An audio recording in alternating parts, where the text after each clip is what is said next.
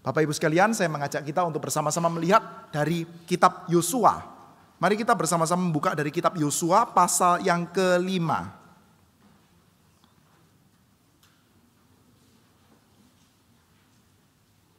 Yosua pasal yang ke-5. Boleh ya, kita akan baca secara bergantian, saudara. Yosua pasal yang ke-5, kita akan baca secara bergantian ayat 1 sampai dengan ayat yang ke-12. Saya membaca ayat 1, saudara membaca ayat 2, demikian seterusnya sampai dengan yang ke-12. Saya membacanya dari TB 1, saudara. Saudara membaca TB 2 juga tidak apa-apa. Baca bahasa lain juga tidak apa-apa, saudara. Asal kitabnya sama, jangan baca kitab yang lain. Ya, Yosua pasal 5 ayat 1 sampai dengan ayat yang ke-12. Saya ayat 1, saudara ayat ke-2 sampai dengan yang ke-12. Ketika semua raja orang Amori di sebelah barat sungai Yordan dan semua raja orang Kanaan di tepi laut mendengar bahwa Tuhan telah mengeringkan air sungai Yordan di depan orang Israel sampai mereka dapat menyeberang, tawarlah hati mereka dan hilanglah semangat mereka menghadapi orang Israel itu.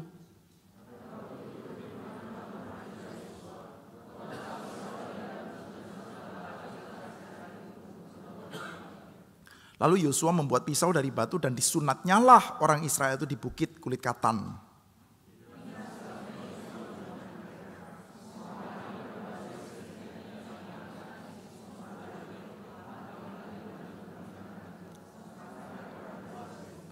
Sebab semua orang yang keluar dari Mesir itu telah bersunat.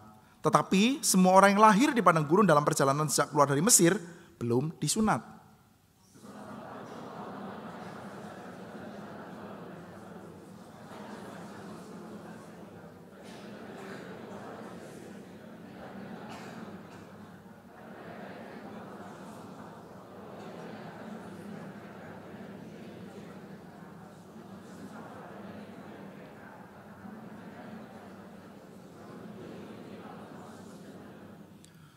Tetapi anak-anak mereka yang telah dijadikannya sebagai ganti mereka itulah yang disunat Yosua. Sebab mereka belum disunat, karena mereka tidak disunat dalam perjalanan.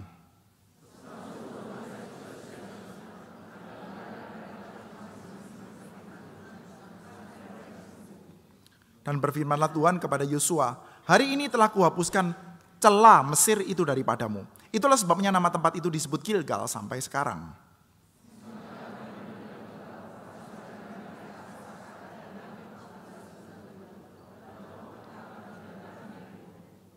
Lalu pada hari sesudah Paskah mereka makan hasil negeri itu, yakni roti yang tidak beragi dan bertih gandum pada hari itu juga.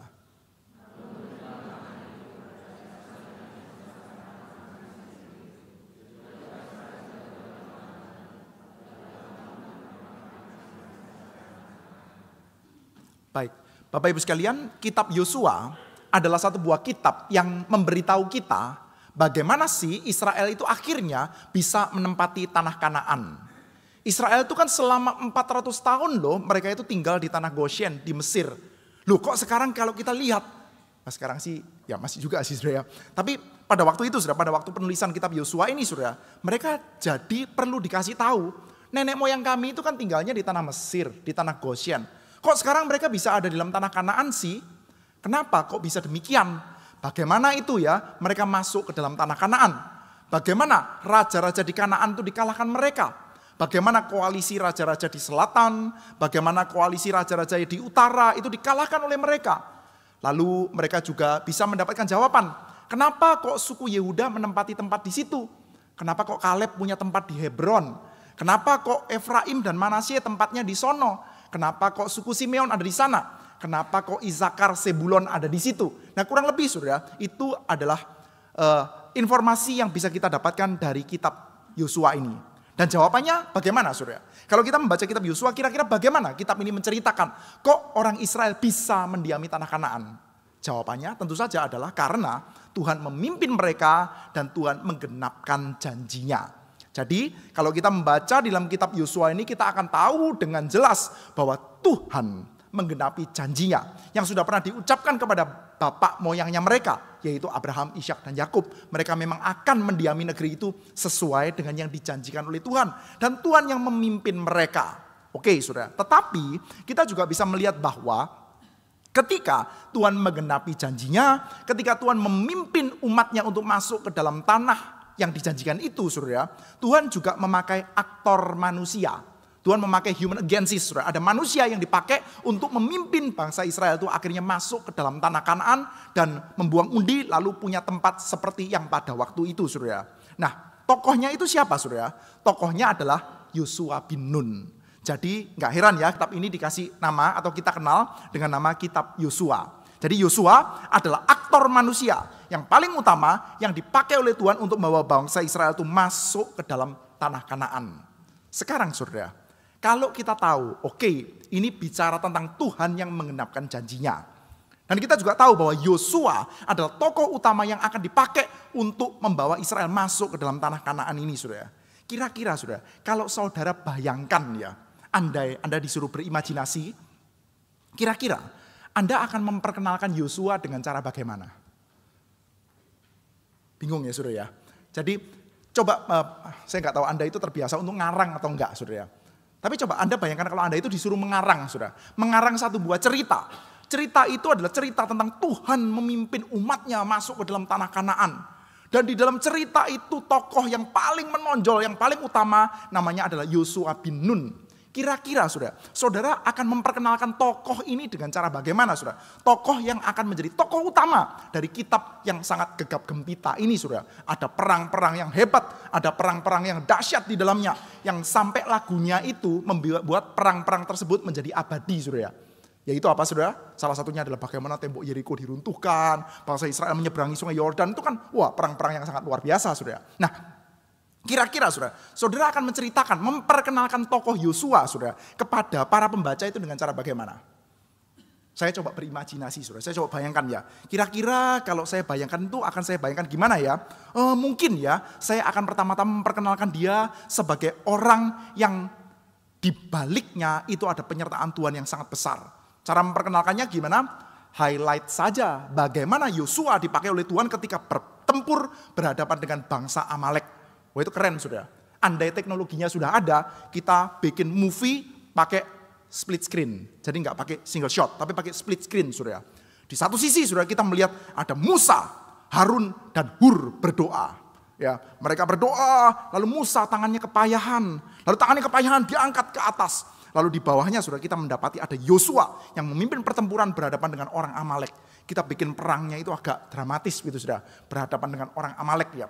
Demi nama Tuhan, demi nama Musa. Lalu mereka bertempur, sudah mengalahkan bangsa Amalek.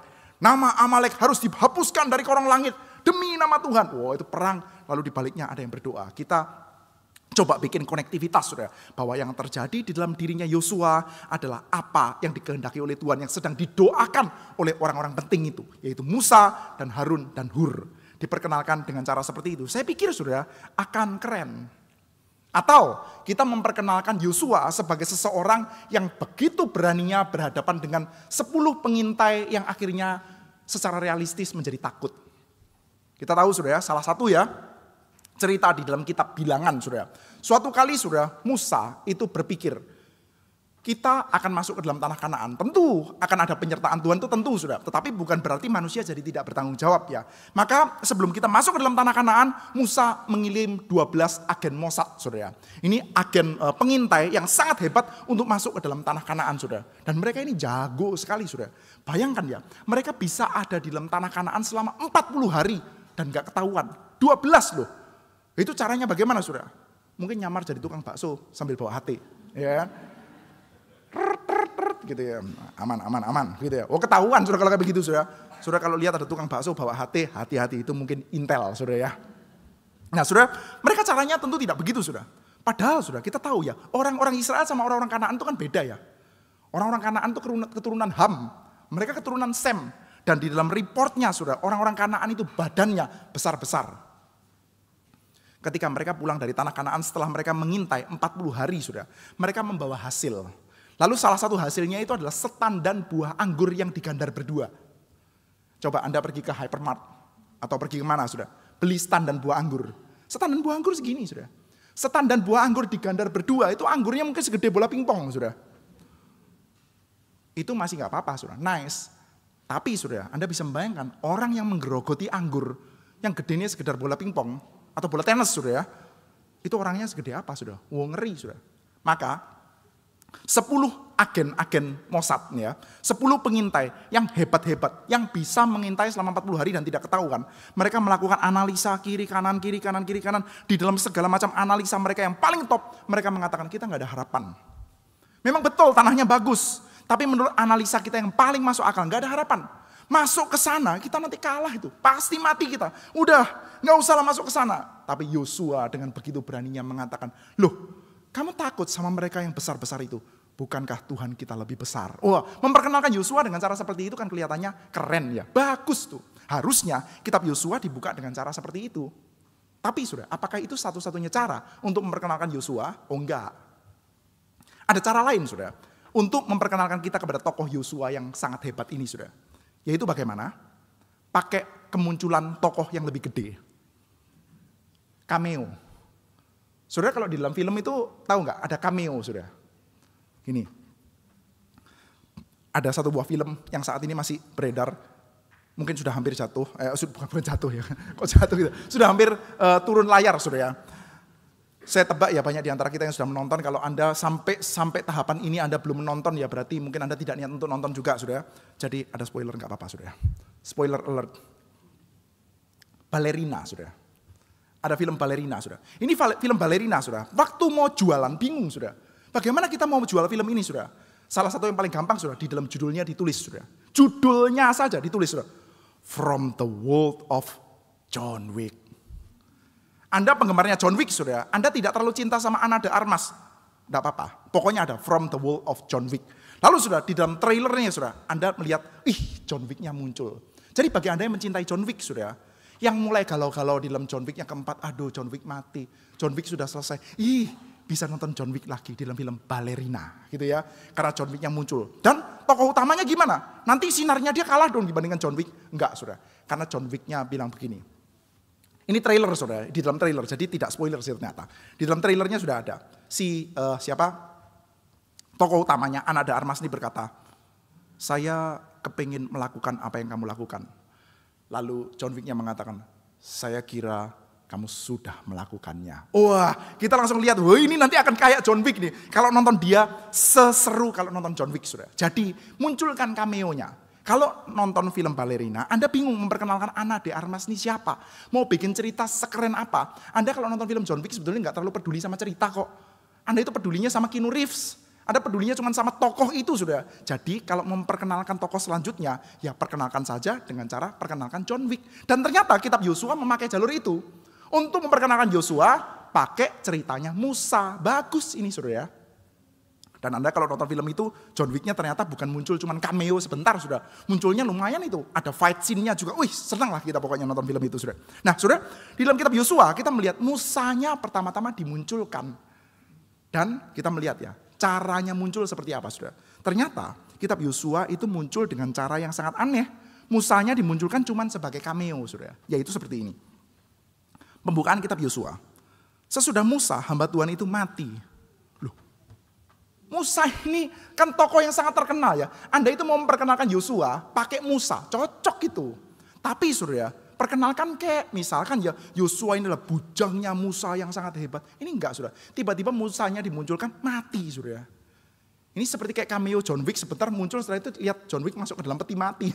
Kurang keren kan saudara ya. Padahal saudara Musa ini kan tokoh yang besar luar biasa saudara. Anda kalau lihat Musa saudara Anda bisa melihat ya berbagai macam hal yang keren mengikuti dia saudara. Jadi kayak gini lah saudara. Anda kalau misalkan mau memperkenalkan hamba Tuhan yang Anda tidak banyak tahu, saudara. Hamba Tuhan Gary ya, Anda tidak banyak tahu. Suatu kali, saudara, hari ini yang berkhotbah, misalkan siapa saya, Eko, misalnya gitu ya. Orang tanya, siapa dia? Bingung kan mau memperkenalkan apa? Karena itu kalau Anda buka di zaman dulu, saudara, lembaran halaman NRITC atau NRIC, saudara. PDT Stephen Tong, penjelasannya panjang betul, saudara. Dari atas sampai bawah bisa 4 halaman itu, saudara. Pendiri STEMI, pembicara di sini banyak sekali, saudara. Begitu Eko Arya, saudara. Eko Arya apa, saudara? Mungkin hamba Tuhan Gary Malang, misalkan begitu aja. Udah. Orangnya masih bingung-bingung sudah. Jadi cara memperkenalkan yang gampang gimana sudah? Perkenalkan saja, ini muridnya Pak Tong. Beres sudah. Anda kalau nggak gitu, resumenya terlalu sedikit, mau diperkenalkan apa? Perkenalan kebanyakan nggak terlalu menjual. Lahir di Kediri, so what? Gitu ya. Suka minum kopi, so what juga gitu ya. Perkenalkan saja, dicantolkan saja kepada tokoh besar sudah. Muridnya pendeta Stephen Tong, langsung semua orang tahu. Yosua ini siapa? Cantolkan saja sama Musa. Tapi sudah, ini masalahnya Musanya muncul sebentar mati, sudah lah ngapain? Padahal kita tahu sudah, Musa itu kan tokoh yang, gini. Musa itu ya, saya percaya kalau kita itu hidup bersama dengan Musa ya, itu kadang-kadang mungkin bisa agak unbearable. Susah hidup bersama dengan Musa. Tapi ya somehow kalau bersama dengan dia ya segala-galanya jadi beres. Tapi hidup sama dia ya unbearable juga. Saudara, andai ya,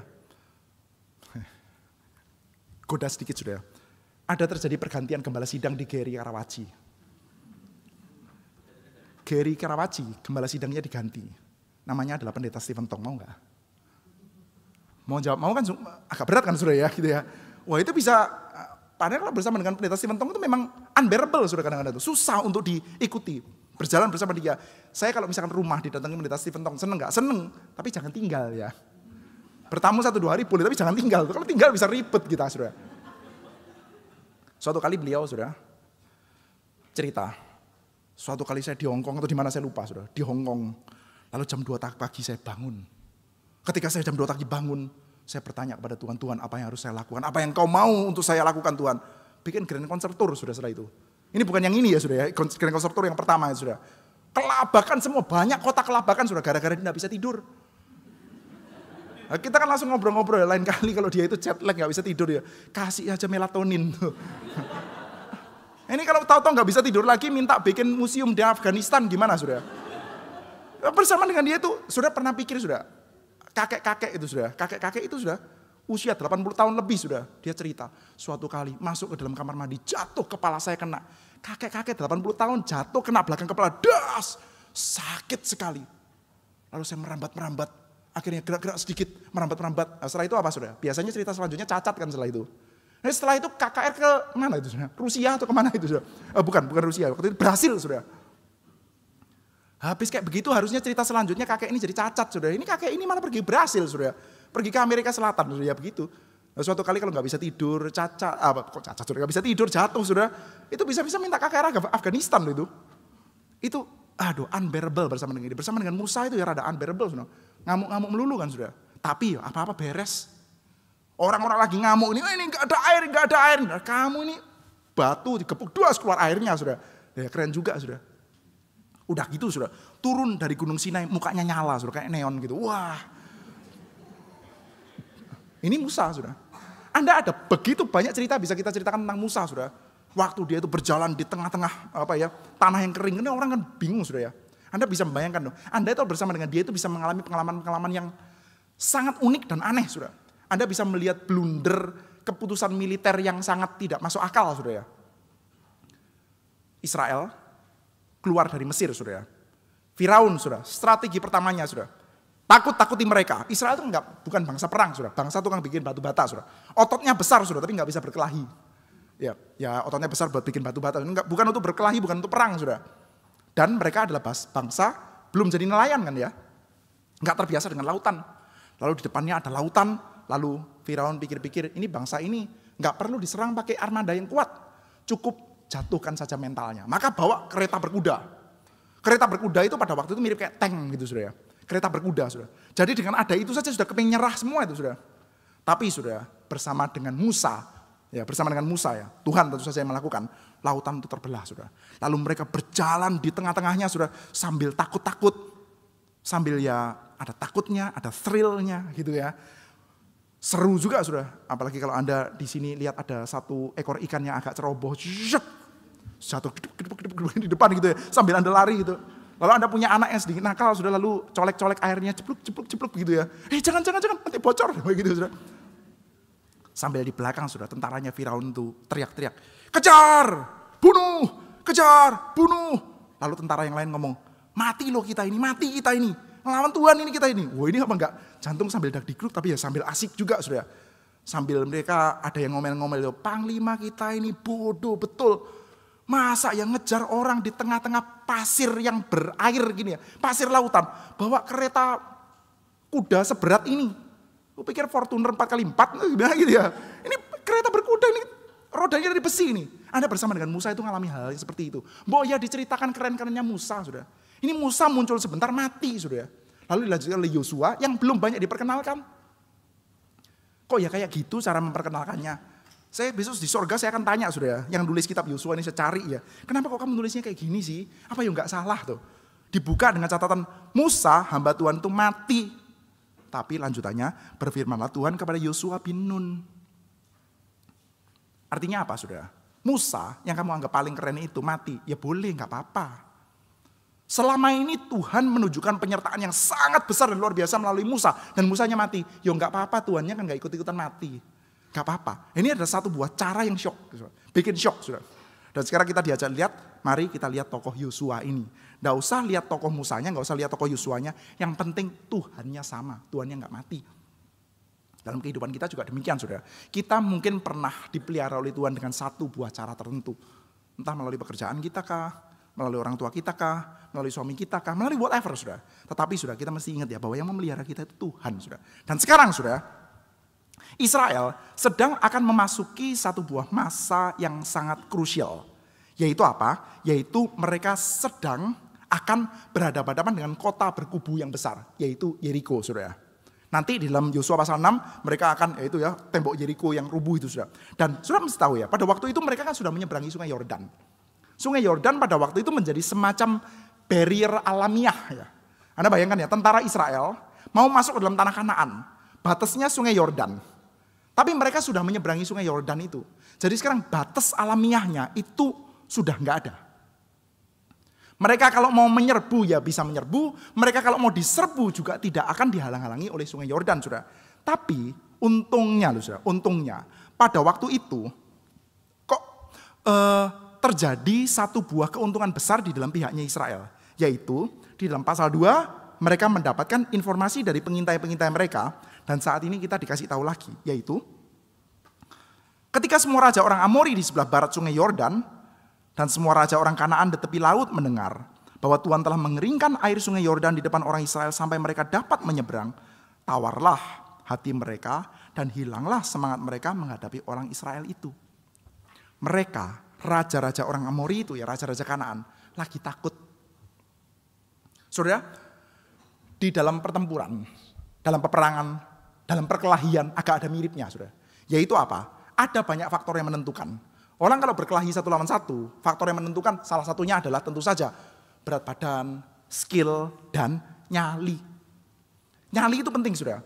Apalagi orang kalau skill levelnya itu bukan skill level profesional, saudara. Nyali itu akan menentukan banyak sekali hal, saudara. Nyali itu penting, saudara. Termasuk kalau dalam pertempuran, saudara. Pertempuran itu kalau Anda itu punya pasukan yang begitu berani dan percaya bahwa Anda itu sedang melakukan hal yang benar, itu perang itu bisa menangan, saudara. Ya, saudara tahu legendanya Leonidas dan 300.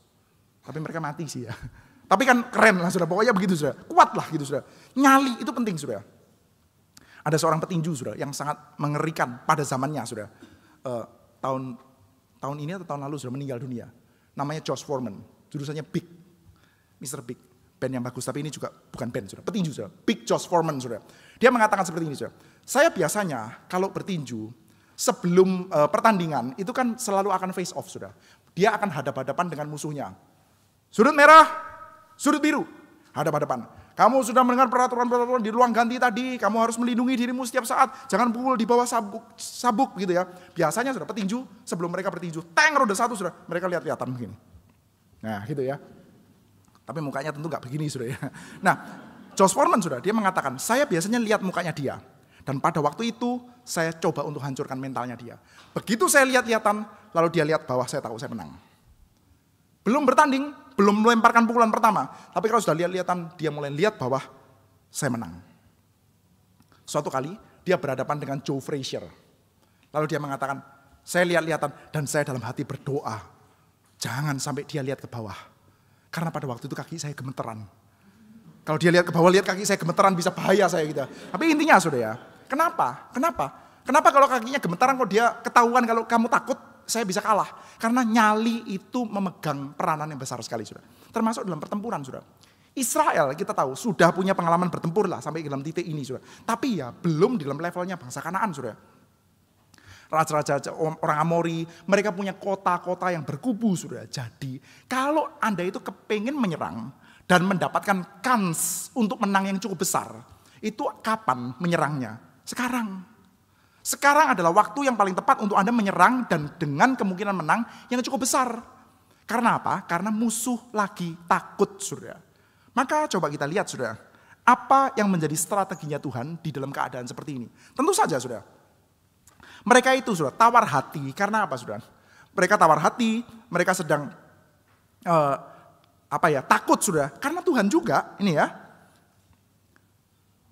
Semua raja orang Amori di sebelah barat sungai Yordan dan semua raja orang Kanaan di tepi laut mendengar bahwa Tuhan telah mengeringkan air sungai Yordan di depan orang Israel sampai mereka dapat menyeberang. Tawarlah hati mereka dan hilanglah semangat mereka menghadapi orang Israel itu. Jadi, yang bikin mereka takut, yang bikin mereka tawar hati, itu Tuhan juga. Maka sekarang, karena kita sudah punya kesempatan yang dikasih sendiri oleh Tuhan, maka sekarang waktunya menyerang. Tapi sudah, sekarang Tuhan memberikan satu buah pesan. Sekarang Yosua, waktunya kalian untuk bikin pisau. Oh, kok pisau ya gitu ya. Senjata perang mungkin mestinya bukan pisau dari batu ya. Tapi oke lah, buatlah pisau dari batu, lalu adakanlah sunatan massal. Loh ini kok kayak gak pas banget, saudara. Dalam keadaan seperti ini malah disuruh sunatan massal tuh ngapain, saudara? Nah, saudara, sudah pernah ada presiden di dalam kitab Kejadian. Sunat dan perang itu bukan kawan akrab, saudara. Di dalam Kejadian pasal 34, saudara, kita melihat ada peristiwa Dina dan Sikem. Saudara tahu ya, suatu kali Sikem itu mencintai Dina. Dina adalah adik bungsunya orang-orang Israel, saudara. Jadi anaknya Lea yang perempuan, saudara. Maka dia cinta sama Dina, lalu Dinanya diperkosa. Simeon sama Lewi marah betul tuh. Kurang ajar, adik kita diperkosa. Tapi Sikem mengatakan, tapi sebetulnya saya itu cinta loh. Saya itu bukan memperkosa sekedar karena nafsu. Saya cinta. Saya ingin menikahi adikmu. Lalu Simeon dan Lewi mengatur rencana. Begini. Kamu mau menikahi adik kami? Boleh sih. Tapi kita ini umat perjanjian Tuhan. Kita ini adalah bangsa bersunat. Kita tidak boleh kawin-mawin dengan bangsa kafir. Karena itu, kalau kalian mau menikahi dengan adik kami, maka biarlah semua laki-laki di pihakmu bersunat. Maka nanti semua perempuan dari pihak kami boleh dinikahi olehmu. Semua perempuan dari pihakmu juga boleh dinikahi oleh bangsa kami. Oke? Good deal? Good deal. Nice. Mereka bersunat, saudara. Dan ketika mereka bersunat, mereka diserbu mati, saudara. Sunat dan perang, itu di dalam ceritanya bangsa Israel, itu kuat di dalam memori mereka. Itu apa, saudara? Bukan kawan akrab. Di dalam benak mereka itu sudah mereka punya cerita, saudara. Bahwa sunat dan perang itu bukan kawan akrab. Dan sekarang, saudara, Tuhan Allah munculkan kembali, saudara. Nah, ini kan menakutkan, ya. Tuhan ini mau apa ini, Tuhan? Tuhan ini lagi mau mengingatkan mereka akan dosa masa lalu mereka atau gimana ini? Sekarang mau perang, keadaan paling enak untuk menyerang malah kita disuruh sunat. Ini keadaan bisa berbalik ini. Apalagi kalau betul Tuhan lagi mau mengingat-ingat masa lalunya. Tuhan lagi mengingat-ingat betapa berdosanya kamu. Dan kita tahu ya, Tuhan itu kan memang Tuhan yang suci. Dia akan melihat dosa dan dia tidak akan gampang-gampangan melupakan dosa. Kamu pikir kamu bisa get away dengan dosamu seperti itu? Gak bisa. Kamu pikir dengan menutup-nutupi dosamu seperti itu? Gak bisa. Kamu gak bisa get away dengan dosamu. Maka sekarang kamu mau perang, saya suruh kamu sunat. Ayo gimana? Wah, celaka banget, saudara. Tetapi, saudara, yang kita lihat ya, ternyata Tuhan bukan loh. Tuhan itu bukan mau mengekspos dosa mereka. Bukan mau mengekspos kesalahan mereka. Tuhan sedang ingin menunjukkan aspek yang berbeda. Yaitu bahwa kamu adalah umat perjanjian Tuhan. Sunat itu adalah tanda yang disuruh oleh Tuhan Allah kenakan kepada Abraham dan keturunannya ketika mereka mengikat janji dengan Tuhan. Jadi, saudara, di satu sisi kita seolah-olah melihat apakah Tuhan sedang mengingat-ingat dosaku? Tapi di sisi yang lain, saudara, kita mendapati ya, yang sedang ingin ditekankan adalah Tuhan mengingatkan bahwa kamu adalah anakku. Kamu adalah umat perjanjianku. Kadang-kadang, saudara, secara tidak terlalu sadar ya mungkin ya. Orang-orang Kristen itu memperlakukan Tuhan itu agak sedikit mirip dengan CCTV. CCTV itu kan ditujukan untuk mengamat-amati kehidupan kita. Betul ya? CCTV. Anda itu Anda itu happy nggak kalau dalam kantor Anda ada CCTV-nya? Anda yang adalah karyawan, lalu Anda mau bekerja, kantor Anda dipasangi CCTV, Anda happy nggak? Happy nggak kira-kira? Bagi bos-bos happy. Bagi anak buah yang sedang diawasi dipasang CCTV, nggak happy. Karena apa, saudara? Karena asumsi dasarnya CCTV itu tidak netral. Asumsi dasar CCTV adalah kepengen nangkep maling. Ya kan? CCTV itu tidak ditaruh di dalam tempat di mana kita tidak mencurigai bakal ada maling. Kalau ada berangkas, pasang CCTV. Ada kantor dipasang CCTV. Supaya apa? Lu, ini pegawai saya tidur, ketahuan tuh. Saudara, tapi sebetulnya mengamat-amati itu kan tidak wajib toh. Tidak wajib untuk mengamat-amati cari kesalahan kan tidak wajib. Mengamat-amati itu, kalau orang yang kita sayangi, kita mengamat-amati cari sesuatu yang bagus. Anda itu buka di dalam HP, saudara ya. Fotonya anak Anda itu kan ada, saya nggak usah ngomong jumlahnya, saudara, ngomong gigabyte-nya, saudara. 64 gigabyte penuh tuh foto anak Anda semua gitu. Foto anak, foto keluarga gitu. Ada yang modelnya sama semua, saudara. Bershot, saudara bikinnya, saudara. Satu pose itu kayak ada 16 foto, saudara. Nah, gini, saudara. Kita amati mana yang paling bagus. Setiap kali kita cari-cari itu kan kita nggak cari yang jelek. Saudara. Jelek betul ya anakku ya, kan enggak, saudara. Saudara cari yang cantik-cantik, saudara. Kalau kita itu sayang, kita mencintai, kita suka untuk mengamat-amati dan melihat bahwa kamu itu baik. Kamu itu indah, kamu menyenangkan buat saya, saudara. Saudara, kalau kita mendengarkan kata-kata Tuhan mengetahui segala sesuatu, itu seolah-olah kayak Tuhan pasti mengetahui dosamu. Ya iya sih. Tetapi masa picture-nya kita terhadap Tuhan itu adalah seperti itu sih? Kemarin pada waktu NRITC sudah ada salah satu pertanyaan, tanya seperti ini. Pak, saya itu punya perasaan seperti ini. Saya pikir ini berdosa sih, tapi tapi tetap perasaannya ada. Berdosa atau enggak ya? Tuhan ampuni saya enggak ya? Langsung tanyanya begitu. Pertanyaan adalah Tuhan ampuni saya atau enggak? Dia pertanyaannya seperti ini. Dia mengatakan, saya itu pikir-pikir terus, lebih baik saya itu enggak pernah lahir. Dia ngomong seperti ini. Mendingan saya enggak usah pernah lahir. Karena apa? Karena kalau saya lahir, itu ya ada potensi nanti berdosa, bertemu dengan penderitaan, ada potensi untuk menolak Tuhan, masuk neraka.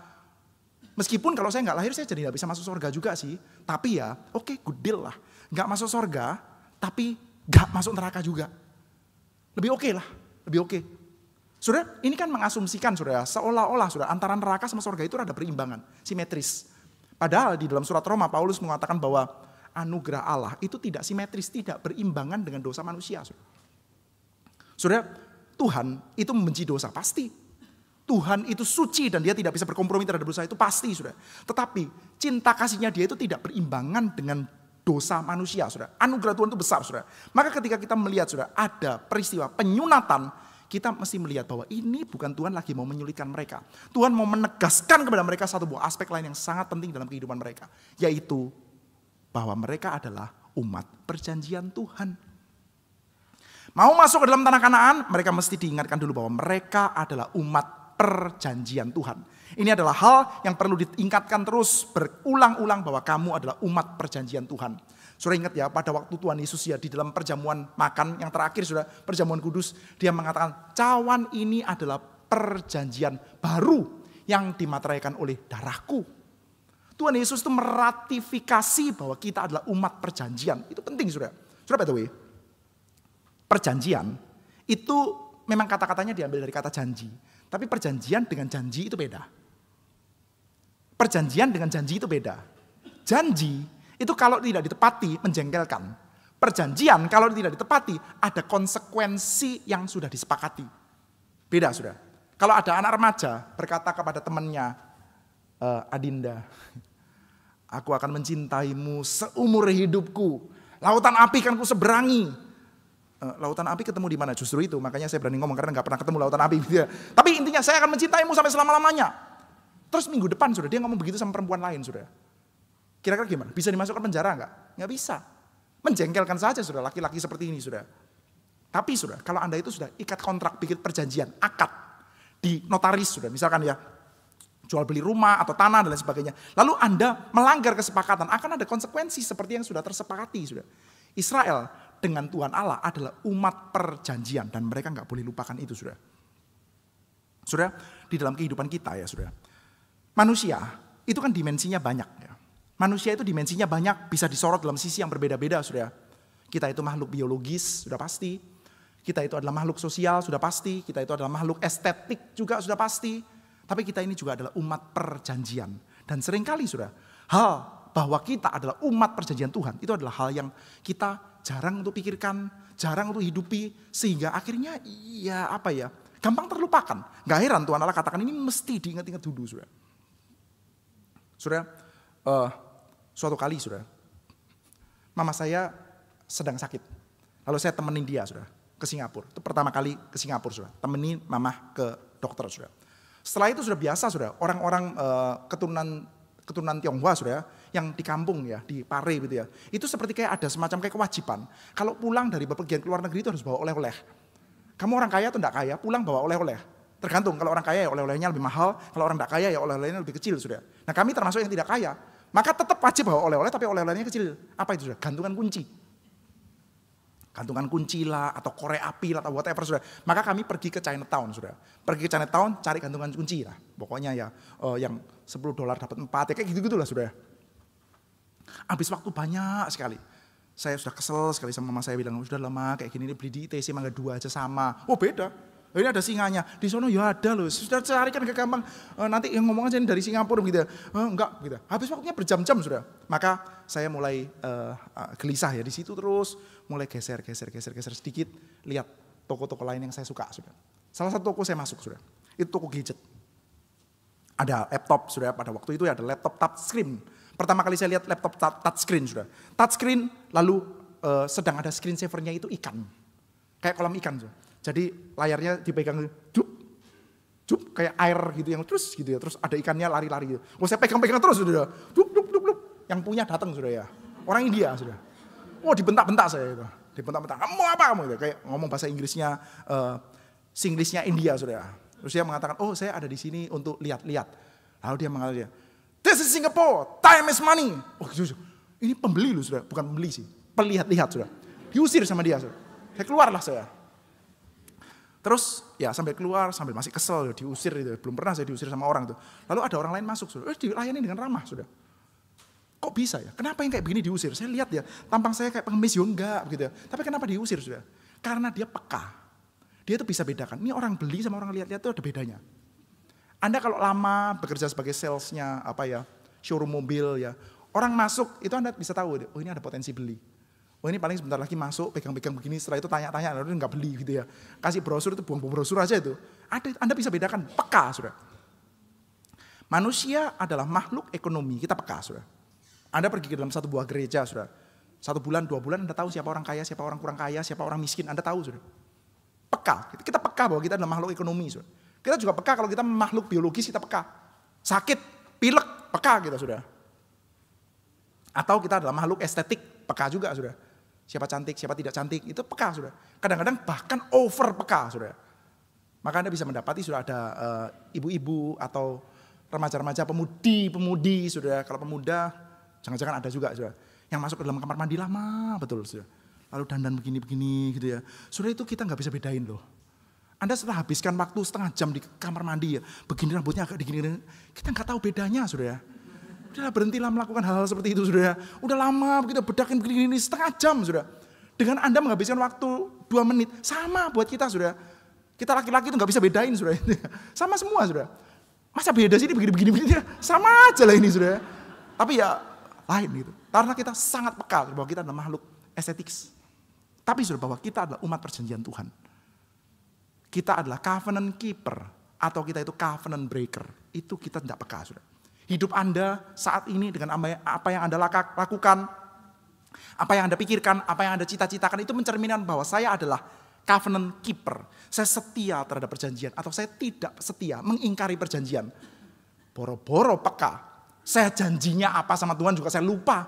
Saya nggak tahu. Karena apa? Karena kita nggak peka. Saudara. Nggak heran saudara, Tuhan Allah katakan dalam keadaan seperti ini yang paling penting ditekankan adalah bahwa kamu adalah umat perjanjian Tuhan. Saudara, tapi apa ya waktunya paling tepat ya? Sebetulnya kan bisa tunggu dulu ya. Bawa perang dulu. Ini kan mereka sudah menyeberangi sungai Yordan. Itu kalau sampai ya terjadi ada konflik sedikit saja saudara. Konflik sedikit saja. Sudah dengar sungai Yordan loh. Gampang sekali terjadi perang loh. Bawa ya tunggu dulu. Tunggu dulu lah, perang dulu lah, menang dulu, setelah itu sunat deh. Mau minta sunat sampai pakai perayaan yang macam-macam sudah kasih lah Tuhan. Tapi itu belakangan. Kadang-kadang sudah ya, kita bisa berkata kepada Tuhan, tunggu dulu ya Tuhan ya. Saya punya rencana saya. Kalau rencana saya sudah saya jalankan baik-baik, nanti ya saya akan bersunat, saya akan jalankan Paskah, saya akan melayani Tuhan dengan sungguh-sungguh. Tapi biar saya atur dulu. Suatu kali saya punya ponakan, ponakan saya sakit. sakit secara agak serius, saya berdoa sudah. Karena mulai kecil saya sekolah Kristen. Jadi sudah tahu itu Tuhan Yesus, surga neraka itu tahu tuh. Tapi belum Kristen sungguh-sungguh. Pokoknya tahu ponakan sakit, berdoa sudah. Berdoa ke dokter, berdoa ke dokter, nggak sembuh-sembuh sudah. Lalu mulai pikir-pikir, berdoa ke dokter, nggak sembuh-sembuh, mungkin boleh ya waktunya cari kesembuhan alternatif. Tapi takut juga. Menurut hukum pertama, jangan ada bagimu Allah lain di hadapanku. Nanti kalau sampai saya cari penyembuhan alternatif, tiba-tiba saya mati, wah masuk neraka itu. Pikiran saya pada waktu itu gitu sudah. Takut kan, wah gimana ya ini ya. Lalu coba hitung-hitung, oh gini loh Tuhan. Saya coba cari penyembuhan alternatif dulu. Setelah sembuh langsung bertobat. Dan setelah bertobat saya akan sungguh-sungguh melayani Tuhan. Tapi saya tak melacurkan iman dulu sebentar. Lalu saya coba hitung-hitung ya, kemungkinan saya mati itu kira-kira apa saja ya. Sakit jantung kayaknya kemungkinan kecil, masih muda gitu ya, masih early 20s. Ketabrak mobil, ya kesambar geledek kemungkinan kecil, ketabrak mobil atau apa. Pokoknya saya coba limitasi kemungkinan untuk meninggal. Meninggal sebelum bertobat itu dilimitasi. Maka cobalah pergi ke dukun-dukun sudah. Pertama pergi ke dukun yang versi Chinese sudah. Wah masuk ke dalam sejenis kayak kelenteng itu kasih sesajen terus ada orang yang dipakein baju-baju yang ya nggak tahu lah baju-baju model kayak gitu sudah. Gini. Wah gitu sudah. Terus mulai kasih resepnya dijalanin nggak sembuh sudah. Pikir ini setan ternyata kuasanya kurang juga ya ini ya. Dewa-dewa versi Chinese, oh mungkin nggak ngerti ya penyakitnya di tanah Jawa. Ya udahlah, saya cari yang di tanah Jawa sudah. Pergi ke kuburan sekitar jam 12:30 pagi. Pokoknya subuh-subuh pagi-pagi begitu, tengah malam. Ada pawangnya memang gitu ya. Jadi pergi ke sana memang ke satu buah tempat sudah ada orangnya yang tunggu sudah. Seperti kayak ada batok kelapa satu, lalu ada kayak bambu gitu ya. Terus di sininya di bagian perutnya dikasih kayak bolpen gitu. Lalu dia baca-baca mantra-mantra, lalu kita tanya-tanya, oh dia berdiri, wah keren juga bisa berdiri. Lalu ponakan saya dilihat gini, bisa noleh dia. Lalu dia nulis resep, wah ini keren, sudah jelas-jelas sakti. Nggak dipegangin bisa nulis sendiri. Bisa nulis sendiri, kita si pawangnya cuma megangin kertas saja, tulis ya. Sudah kertasnya penuh tulisannya jelek sekali, tapi masih kebaca. Ganti kertas, resepnya jalanin semua. Ini pasti sakti ini. Ini dedewaan dari tanah Jawa lah begitu ya. Gak sembuh juga. Sudah bikin rancangan loh. Ntar setelah sembuh saya bertobat. Lah ini gak sembuh terus gimana ini? Rancangan jadi kacau sudah. Israel bisa merancang tuh. Mbok saya masuk dulu. Mbok saya perang dulu. Saya bikin settle dulu. Setelah itu saya akan kembali kepada Tuhan bertobat. Tuhan mau minta saya sunat deh. Minta anak saya sunat lah. Mau minta saya perayaan Paskah. Mau minta berapa lama Tuhan? Mau minta seminggu biar saya kasih. Sudah pernah gak bikin perancangan-rancangan sendiri seperti itu? Saya mau melayani Tuhan. Saya mau jadi hamba Tuhan, saya mau bikin pelayanan ini, tapi tunggu dulu, saya lagi bikin strategi dulu. Saya kerja dulu ke sini, untuk mencapai posisi itu saya mesti tendang kanan, tendang kiri, saya sudah apa-apa dulu. Saya coba singkirkan ini, singkirkan itu, tendang sini, tendang sana, pokoknya saya bisa sampai posisi itu dulu. Terus sudah sampai sana, sudah sering kali sudah, mau balik sulit. Kadang-kadang manusia bikin rancangan seperti itu. Prioritasnya itu kita merasa kita lebih pintar dari Tuhan. Udah saya atur sendiri dulu Tuhan, nanti setelah itu Tuhan minta apa saya kasih deh. Nanti kalau saya sudah jadi bos pabrik, sudah jadi bos perusahaan, mau bangun si IT, bangun sekolah, bangun apa, janji iman saya banyak deh Tuhan, tapi tak sampai sono dulu. Saya atur dulu. Itu pengaturannya manusia sudah.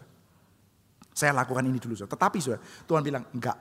Sekarang prioritasnya adalah kamu bersunat dulu. Tapi sunat itu kan membuat kita itu jadi fragile. Memang dari mula-mula sudah dikasih tahu, Israel itu bisa sampai masuk ke sini bukan gara-gara Musa. The man, the myth, the legend, the one and only Musa itu mati. Gak apa-apa, Tuhannya gak ikutan mati. Kalau kamu lemah gak apa-apa, gimana? Gak apa-apa, Tuhannya gak ikutan lemah. Jadi sekarang kamu bersunat. Sudah? Saya pernah baca di dalam satu buah komentari sudah. Dia mengatakan bahwa sunat ya di dalam dunia orang-orang kuno ya, orang-orang timur dekat kuno, itu bukan eksklusif dilakukan oleh orang Israel. Jadi yang bersunat itu bukan cuma orang Israel. Cuman banyak di antara mereka bersunat itu pada waktu akil balik. Sampai sekarang juga masih banyak ya orang yang bersunat pada waktu akil balik sudah. Karena apa? Sunat itu dikenakan kepada tanda kelaki-lakian. Kepada organ kelaki-lakian. Menjadi penanda bahwa sekarang kamu adalah laki-laki sejati. Setelah akil balik, sekarang kamu sudah bisa menjadi laki-laki sejati. Kamu bisa punya anak. Kamu sudah jantan. Maka sunat adalah tanda bahwa kamu jantan. Tetapi dalam tradisi orang Israel enggak. Sunat itu tanda perjanjian bahwa kamu itu rapuh sekali, tapi kamu milik Tuhan dan dipelihara. Maka 8 hari sudah. Sudah pernah lihat bayi 8 hari yang kelihatan sangat kuat sudah. Begitu Anda lihat, ini kelihatan jantan sekali sudah. Gak ada kecuali Kim Jong Un. Ya kan? Lahir dari kandungan sudah bisa taekwondo sudah itu dan 3 gitu. Itu Kim Jong Un, lainnya nggak ada sudah. Bayi 8 hari selain Kim Jong Un semuanya tampak lemah sudah. Bahkan laki-laki pun bisa kelihatan kayak perempuan. Laki perempuan sama aja kan sudah, bayi itu. Ya pokoknya bulat-bulat gitu kan ya sudah. Anda kalau nggak buka celananya nggak tahu itu laki atau perempuan sudah. Bunyinya juga sama, tampangnya juga sama sudah. Tapi laki-laki 8 hari, fragile. Itu nggak usah dibunuh, nggak usah diapa-apain. Anda biarin aja, meninggal tuh. Biarin aja. Nggak usah dikasih susu, nggak usah diapa-apakan. Bayi 8 hari sudah. Dikasih susu pun juga bingung. Anda yang pernah punya baby sudah tahu sudah. Baby itu sudah mau minum saja dia bingung. Kadang-kadang dua-dua anak saya sudah, dua-dua ya. Pada waktu dikasih minum itu sudah, dia sempat jaundice ya, kuning itu sudah. Itu sudah mau minum pun terlalu lelah sudah. Minum sebentar tidur. Terlalu lelah, harus dibangun-bangun. Minum. Lalu minum sebentar, terlalu lelah untuk minum sudah. Terus gimana sudah ya? Super fragile sudah. Tapi bayi 8 hari ikat janji dengan Tuhan. Memang kehidupan kita tidak bergantung pada kekuatanmu. Israel kamu pikir selama ini bergantung pada kekuatan Musa? No. Dan sekarang kamu pikir karena mereka musuh-musuhmu lagi lemah, sekarang waktu kamu perang, tidak. Kamu mesti tahu ya, bahwa kalau Israel nanti akan mengalahkan musuh-musuhnya, itu adalah karena kamu adalah umat perjanjian yang dipelihara oleh Tuhan. Tuhan itu senantiasa setia untuk tepat janji. Gak mungkin meleset, oleh karena itu mereka bersunat sudah. Dan betul saja, setelah bersunat ternyata sudah ada penjagaan Tuhan, mereka gak nyerang. Musuh gak menyerang, padahal sudah kalau kita boleh pikir-pikir ya, intel masa gak punya sih? Masa musuh mau perang gak punya intel? Gak punya mata-mata sudah ya. Tahu sudah kalau tentara Israel kok gak maju-maju, kenapa gitu ya. Intel yang musuh keliling-keliling lihat, kenapa kok mereka gak maju? Lagi menyusun strategi perang atau enggak? Lalu bikin laporan. Seluruh laki-laki tentara Israel itu ya, semuanya lagi sunat. What? Itu kan bisa diserbu sudah, tapi enggak tuh. Kenapa sudah? Ya ada pemeliharaan Tuhan. Memang selama ini dari dulu, sejak ada Musa, sejak sebelum Musa sampai setelah Musa sudah, yang ada adalah pemeliharaan Tuhan dalam kehidupan saudara dan saya juga demikian sudah. Dari dulu sampai sekarang sudah. Kita itu tidak dipelihara oleh kepala keluarga, tapi dipelihara oleh Tuhan melalui siapapun saja, terserah Tuhan sudah. Maka sudah, selanjutnya Tuhan Allah mengatakan seperti ini.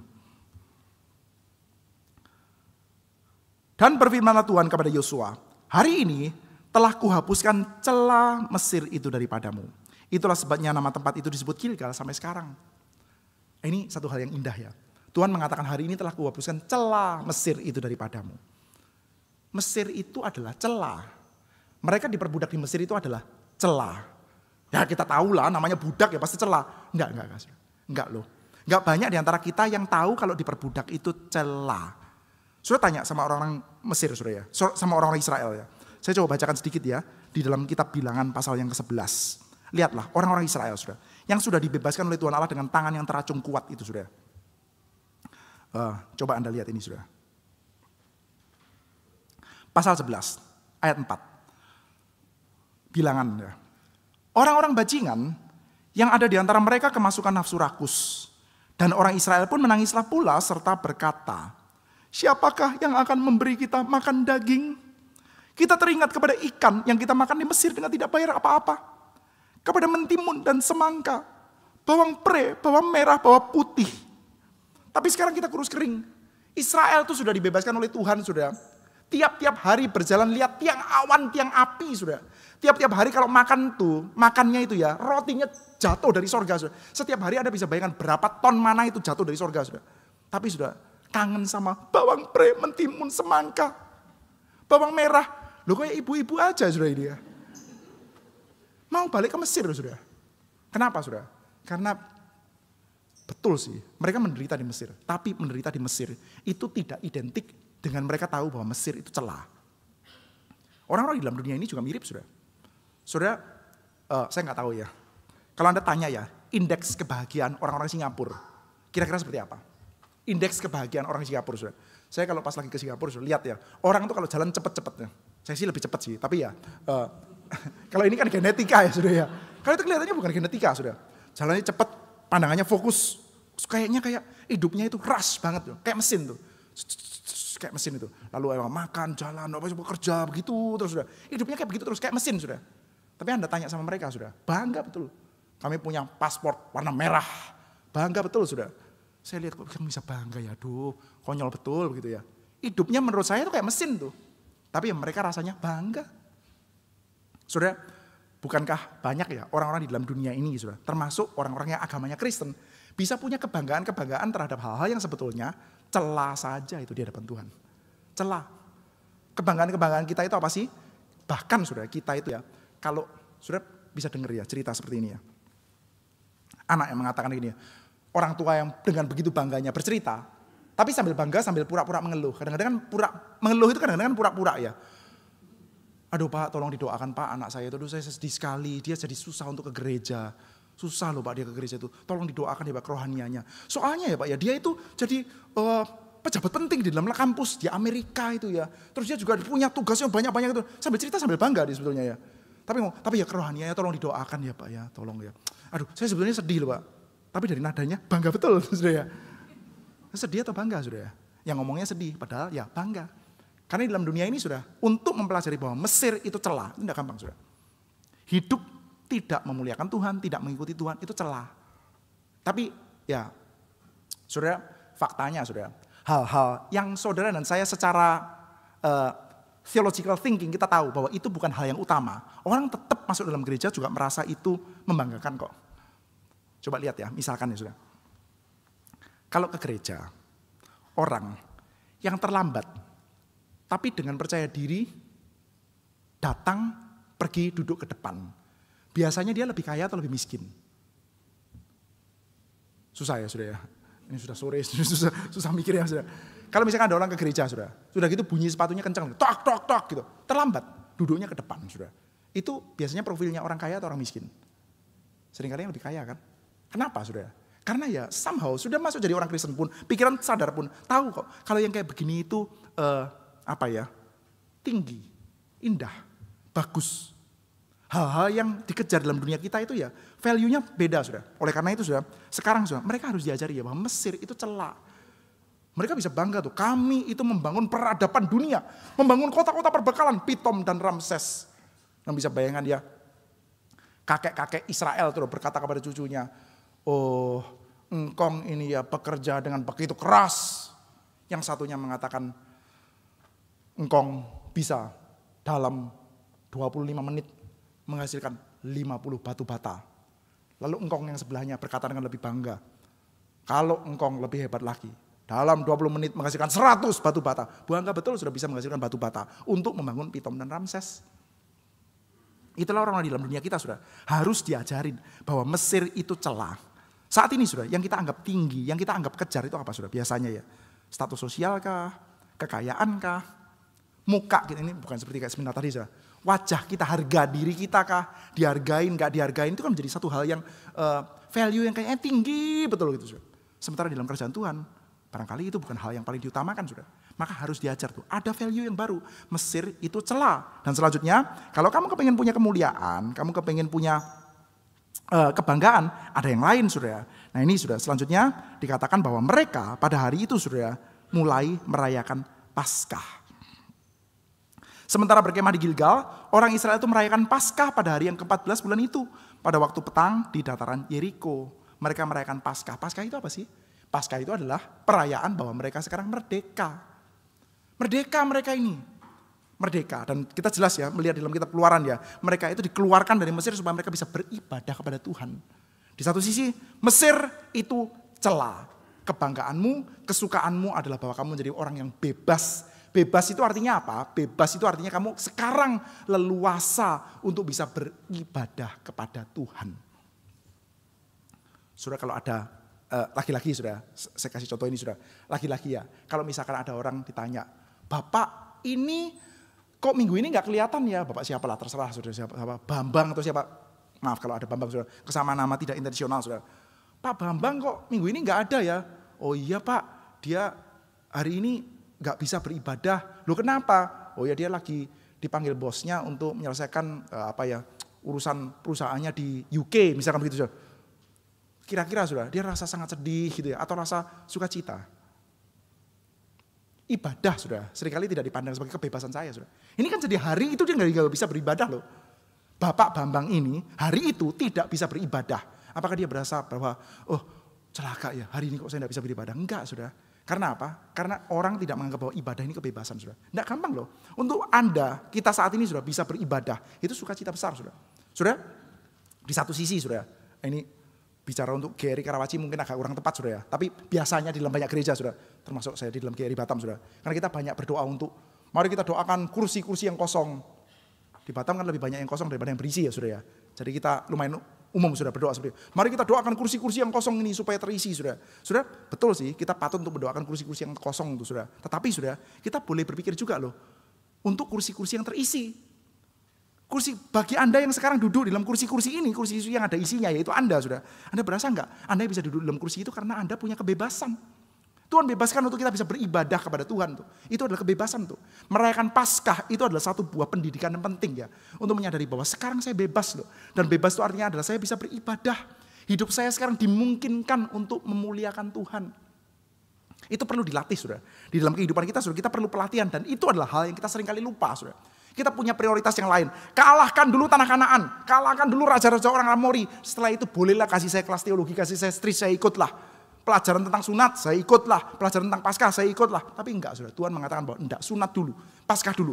Kamu mesti ingat bahwa di Mesir itu celah. Kamu adalah umat perjanjian dan ingat ya, kamu punya kebanggaan yang baru. Mesir itu malu, Mesir itu celah. Dan sekarang kebahagiaanmu, kebebasanmu. Kamu boleh menyatakan bahwa sekarang saya merdeka. Itu artinya adalah apa? Bukan financial freedom. Sekarang saya merdeka artinya saya sekarang bisa worship Tuhan. Bisa memuliakan Tuhan di dalam kehidupan kita. Dan saudara, hal itu mereka patut untuk pelajari di dalam cara kehidupan mereka yang seperti ini saudara. Lalu berhentilah mana itu pada keesokan harinya setelah mereka makan hasil negeri itu. Jadi orang Israel tidak beroleh mana lagi. Tetapi dalam tahun itu mereka makan yang dihasilkan tanah Kanaan. Mereka tidak lagi makan mana. Mereka akan makan dari hasil yang tumbuh dari tanah Kanaan, saudara. Saudara, mana itu sekali lagi adalah satu buah makanan yang mereka alami setiap hari. Enggak tentu mereka happy, mereka bisa ngomel-ngomel di sini dan di sana, saudara. Tapi mana itu menjadi satu buah penanda yang sangat clear bahwa Tuhan beserta mereka. Ajaib kan, saudara. Setiap hari rotinya turun dari langit itu kan ajaib ya, saudara. Tapi sekarang ya mereka diajak untuk belajar. Dengan kamu berbebas, dengan kamu beribadah, dengan kamu mengingat bahwa kamu adalah umat perjanjian Tuhan, kamu akan melihat pemeliharaan Tuhan, kehadiran Tuhan di dalam cara yang lebih sehari-hari. Makannya nggak usah tumbuh lagi dari atas jatuh ke bawah, tapi yang dari bawah tumbuh ke atas, itu pun kita akan hayati sebagai pemeliharaan Tuhan, saudara. Saudara, harap ya, kita boleh menjadi orang-orang yang senantiasa beribadah kepada Tuhan. Menyadari ibadah, pergi ke gereja, lalu hari-hari kita bisa memuliakan Tuhan, itu adalah kebebasan kita. Kebebasan yang Tuhan kasih, ketika kita dibebaskan dari dosa, Yesus Kristus mati bagi kita dibebaskan untuk kita bisa beribadah.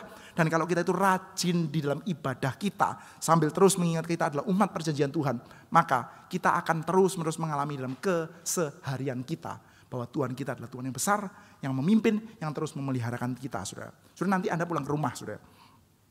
Dan sehari-hari Anda akan hidup dengan sehari-hari juga. Apa yang Anda alami kemarin dengan yang sekarang, ya itu kurang lebih sama. Kalau ditanya ya, dengan jujur ya, hei apa kabarnya hari ini?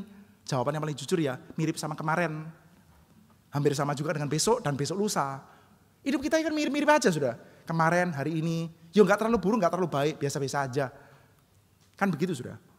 Kita itu tidak mengalami peristiwa-peristiwa yang bombastik kayak pada zamannya Musa sudah.